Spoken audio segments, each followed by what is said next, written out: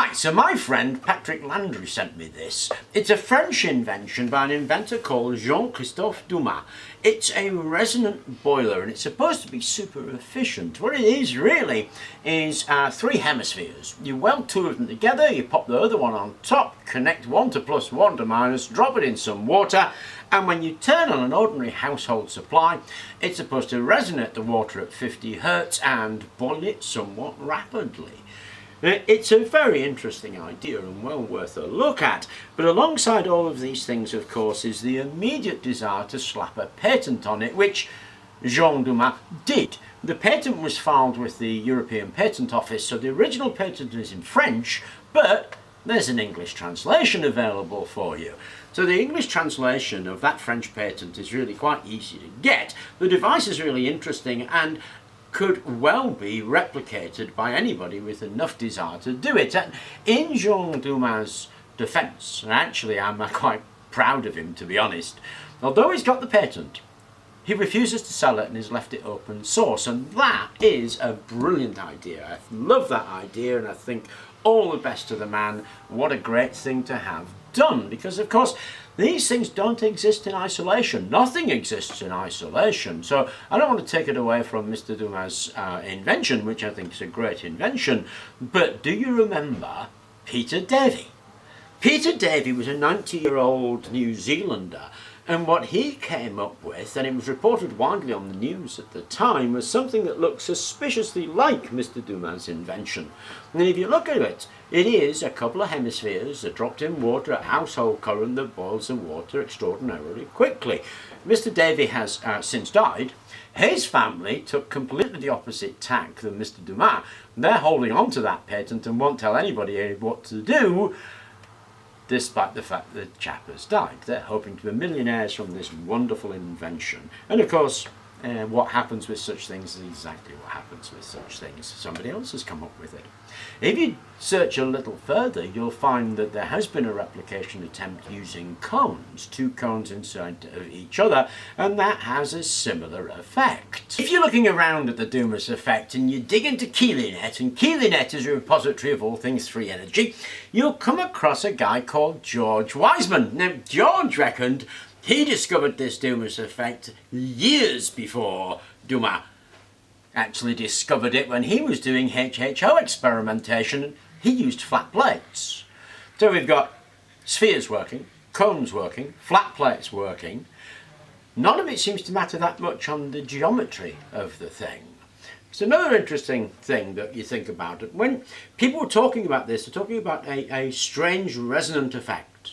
To be honest, it's extremely unlikely that the household supply, which is at 50 or 60 Hertz, is going to be the same as the resonance of water. And there's a broad band between 50 and 60, so it's pretty unlikely, I would say, that it's got anything to do with resonance. Now, this basic idea has been taken up by a company called Heatworks, and what they did was put a whole load of graphite plates together in a row that they're calling their ohmic array. And oddly enough, those flat graphite plates behave almost identically to Dumas' machine, Davey's machine, Wiseman's machine. It seems to have very little to do with resonance. It's got more to do with some very simple stuff. When you take a water heater and you stick it in some water, what you do is you heat up the heater on the inside. Inside that heater coil, it's basically a coil of resistance wire stuffed with some magnesium oxide surrounded with a copper jacket. That heat's got to get out there, and then it's got to heat the water around it. And of course the first bit that it heats is the water that's touching it, and it boils that water off, leaving a deposit of minerals that were in the water. Now, 1 millimetre of scale will reduce the efficiency of an electric water heater to something like 50%. And you've got a heat up and a cool down time as well, because remember the resistance wire is buried in some magnesium oxide. With the ohmic array, that effect is instant.